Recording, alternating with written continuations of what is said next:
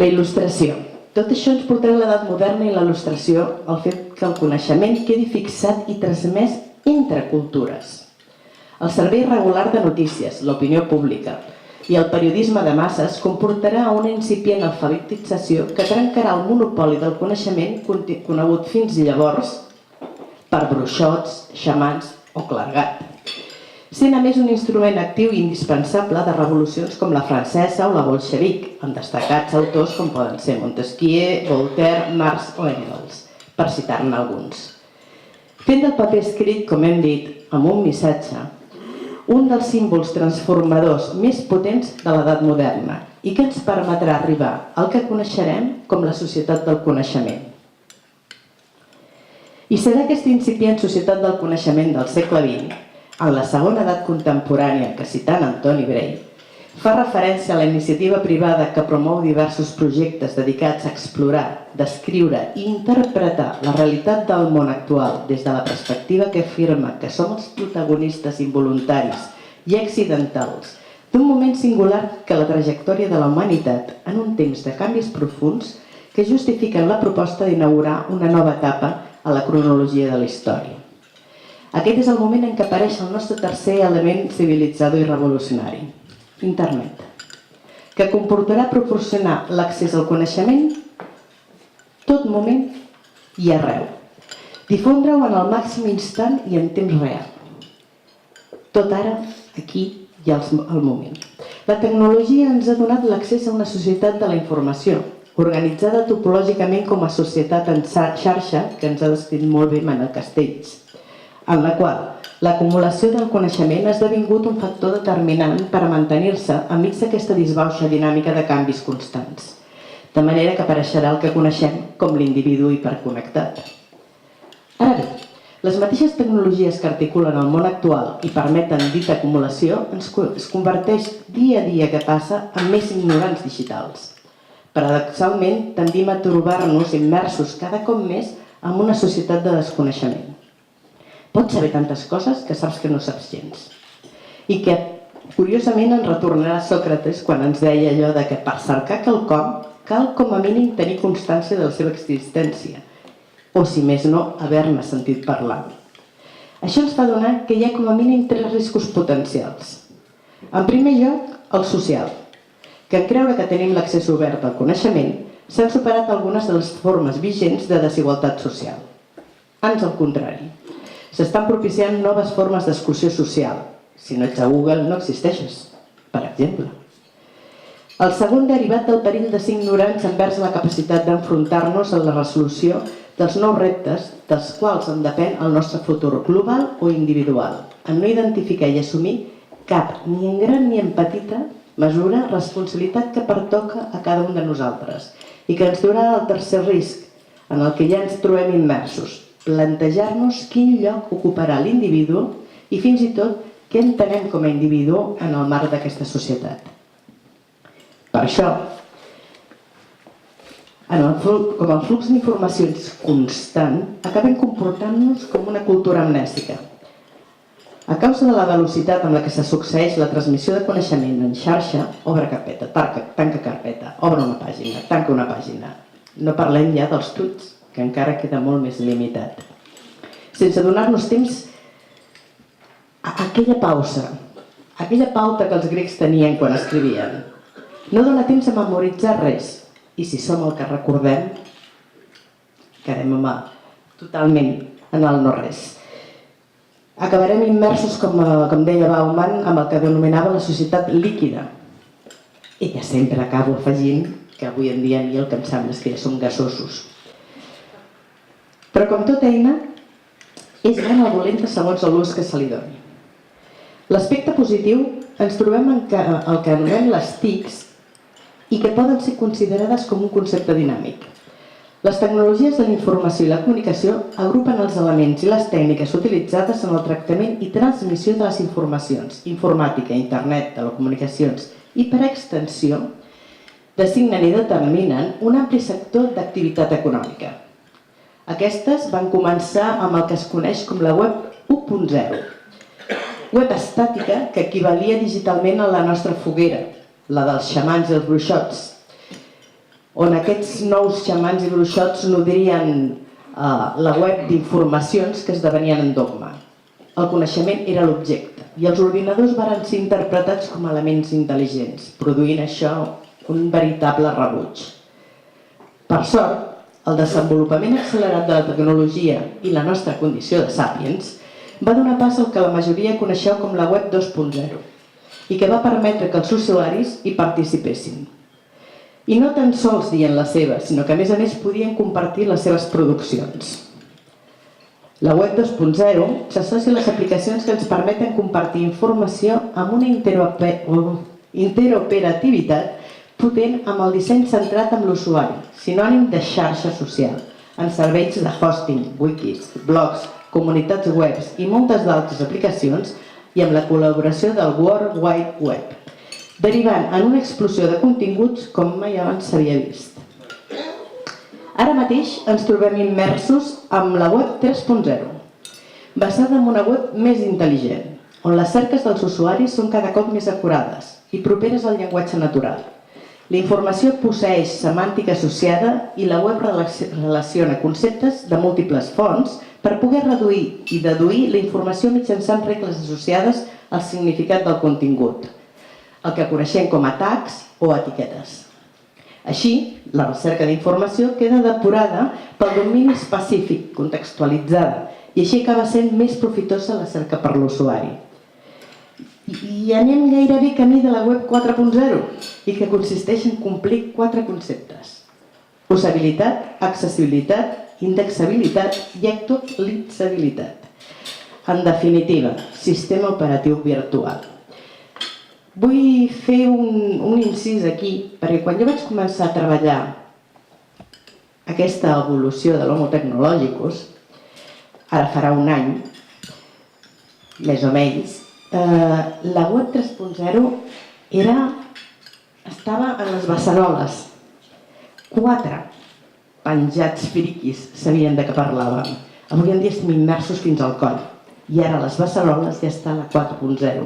No sé si quan torni a parlar del tema ja haurem passat a lo que serà un 6.0. Espero poder debatre amb vosaltres la novetat. Per tant, si ens en tornem a preguntar per què són les TICs i què fem amb tota aquesta informació, com es diu Nicolas Carr, surfegem, passem per sobre donat que és impossible que puguem aprofundir en gairebé cap tema. El risc segur que es presenta en aquesta societat és que a major accés, més analfabets creem. Més difícil es fa poder abastar-ho tot.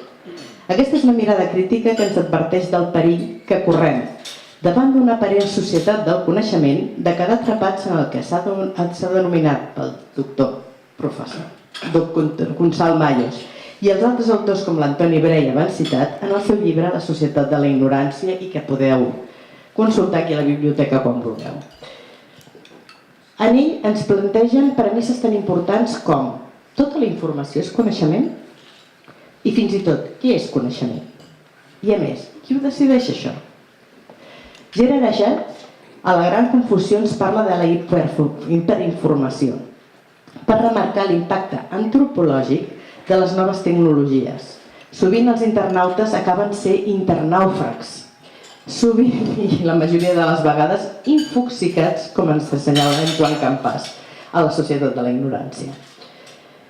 Per evitar la major part d'aquests riscos d'aquesta societat de la incultura, com són els canvis en els processos de creació, la manipulació de dades i el control dels corrents d'opinió pública, ens cal fer pedagogia informacional, ensenyar a navegar, a introduir les dades, a gestionar la informació i a que no tot s'hi val. Una de les imatges que tenim molt clares avui en dia és que quan es comet una injustícia apareixen 35.000 mòbils, fan una foto, la pugen a Facebook i diuen «Oh, que injust!».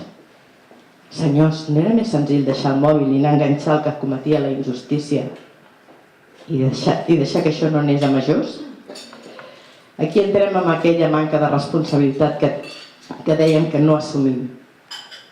Quedem immersos en la massa. Gairebé la tercera part de la població mundial ja és internauta i mentre la revolució digital avança, les noves formes d'aportar la informació hi ha veus que qüestionen si són innòcues o no aquesta metodologia de xarxa en la incidència en el que és el cervell humà. Les noves formes de percebre la informació estan operant canvis en els nostres cervells.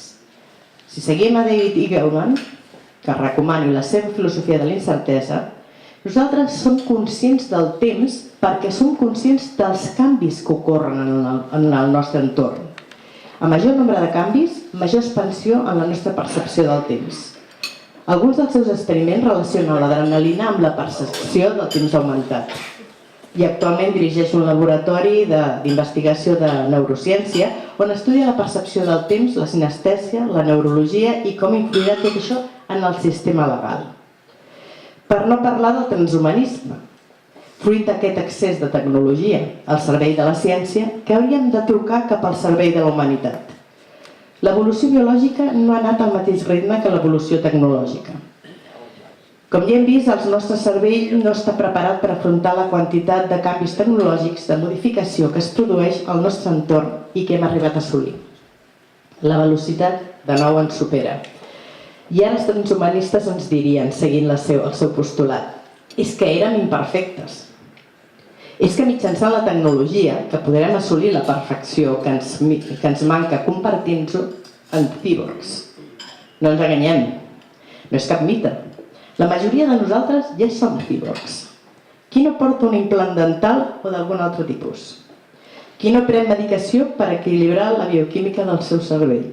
Bé, perquè sigui per un mal de cap. No cal dur maluc de titani o un braç ortopèdic, que també. Moltes dones prenen anticonceptius químics o d'ús intern i això les converteix en cíborgs. El que ens ha de fer pensar és que tota aquesta intensitat per perpetuar l'espècie amb l'objectiu final que es cerca, que no és un altre, que és la immortalitat, evidentment no l'estem fent servir a l'hora de perpetuar el planeta. Potser tindrem una espècie perpetuada i no sabrem on col·locar-la. I és ben cert que el que ens va dir el destacat biòleg Rostand, mort el 1977, no sé què és el que ens diria avui en dia, que va comentar que la ciència s'ha fet déus abans que tinguéssim dret a ser humans. Aleshores, en evolució cap a l'homo tecnològics, el de la cibermirada, en els aspectes filosòfics de l'evolució social, el que ens hem de preguntar, aquesta tecnologia ens torna més simples o ens converteix en més esclaus? Els estudis antropològics han demostrat que l'Homo sapiens no era l'únic ésser capaç de gestionar el coneixement. Els ximpanzés també poden. Però sí que són els únics que posseeixen intel·ligència. Un moment. Intel·ligència com a capacitat per crear respostes noves que no es troben en el codi filogenètic, el coneixement heretat entre els membres d'una espècie, i la manera de prendre noves respostes de l'ésser humà, que la majoria dels cops és per imitació. D'aquí la importància del llenguatge, tant parlat com gestual, per comunicar i aprendre. Segons els experts, la parla va associada al raonament, el coneixement i la intel·ligència emocional, i hi ha certs períodes crítics per adquirir aquestes capacitats. La privació d'interacció comunicativa a un individu fins als 6 anys suposaria que mai aprendria a parlar. Podríem comparar aquest supòsit científic amb el cas de molts joves que s'aïllen a casa i només mantenen relacions virtuals i preguntar-nos si la societat evoluciona o involuciona, segons es desenvolupa més i més la tecnologia. L'aïllament d'aquests joves deriva en deterioraments cognitius en la parla i en la intel·ligència social, com han demostrat estudis que s'estan duent a terme a la Universitat de Harvard. És com comprar números i bitlletes per tenir una demència senil als 40 anys.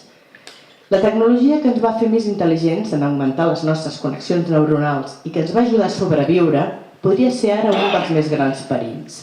Hi ha el risc de caure en el sonambulisme tecnològic. El sonambulisme tecnològic és la tendència social a entendre la tecnologia com un fi i no pas com un mitjà. Malgrat tot, la raó del procés evolutiu és la tendència neofílica de l'Homo sapiens. Ens agrada el nou, enfrontar-nos a reptes. Es tracta d'un procés determinant en la nostra humanització. Per això és important descartar aquelles actituds que repudien els avenços tecnològics en considerar-los negatius. Per acabar, vull citar l'últim treball de l'eminent antropòleg, el professor doctor Eduard Carbonell, que també contempla 3 revolucions que ens han determinat profundament.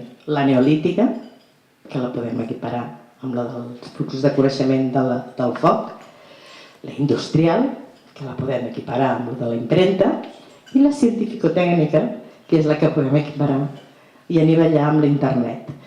Totes elles ens han obert les portes a una gran metamorfosi i a una gran capacitat de transformació pel que fa a la intervenció sobre el nostre entorn, però també sobre nosaltres mateixos, fins al punt que som nosaltres els que propiciarem el sorgiment d'una nova espècie, l'Homo ex novo, un ser deshumanitzat, és a dir, alliberat de l'esclavitud de l'etologia primat que encara sofreix l'Homo sapiens, tal com ens explica en el seu llibre El naixement d'una nova consciència. I fins aquí hem arribat. Ara els deixo i estic disposada a respondre les preguntes que en bona mida pugui i que se'ls hi planteixin. Moltes gràcies.